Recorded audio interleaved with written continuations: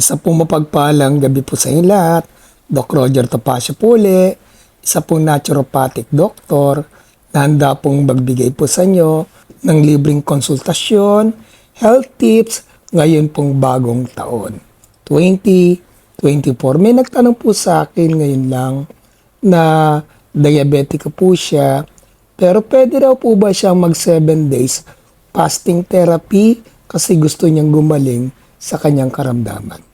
Ito po itutugon ko po sa inyo sa nagtanong at sa mga nakikinig po sa akin. Again, ang fasting therapy po ay isa pong sagrado na ginagawa po para po magkaroon ng lunas ng kagalingan. Pero po, hindi po basta-basta ang 7 days fasting therapy. Pwede niyo pong panoorin yung ginawa kong video ng The Miracle of Fasting. Andun po yung guidelines. Pero bibigyan ko na po kayo ng payo sa pagkakaroon po ng tamang pagpa-fasting. Huwag muna kayong magpa-fasting, lalo ang diabetiko. Why? Kasi meron po kayo na sitwasyon na nararamdaman na polyphagia, na talagang di kayo po makapigil sa pagkain. Yung polydipsia, na lagi kayong nainom ng tubig. At polyuria, yan po yung lagi yung naiihi at minsan tumatalon pa yung protina sa ihi ninyo kaya mabula. Kaya ang sa akin lamang po, wag muna kayong magfa-fasting. Dapat maging fat adapted muna kayo.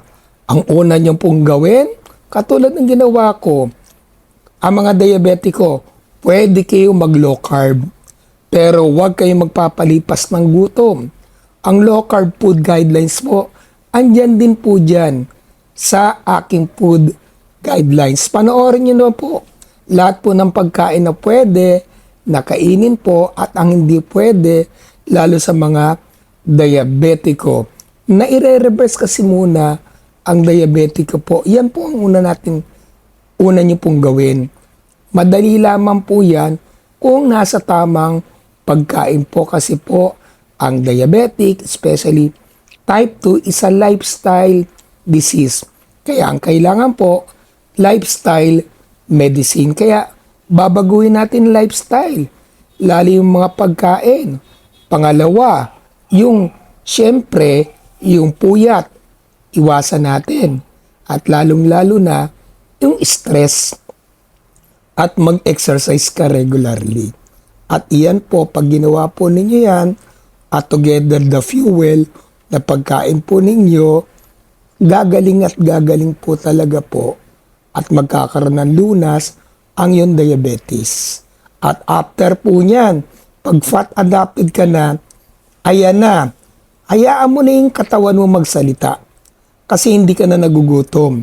Diyan na mag-uumpisa na magkakaroon ka ng intermittent fasting. Magagawa niyo yan. Andyan din yan sa video ko. At pangalawa, kung gusto mo na talaga mag-fast, gagabayan naman kita. Kung fat adapted ka na. Pero sa ngayon, wag ka munang magpa-fasting. Baka sa pagpa-fasting mo, mag-ketoacidosis ka. Baka mag-pass away ka. Wag po. Ingatan po natin ang sarili natin. Kasi po, may gabay po sa pagkakaroon po at paggawa ng fasting. Ulitin ko, huwag po padalos-dalos, unti-unti lamang po. This is Doc Roger Topacio, sharing good vibes and good life.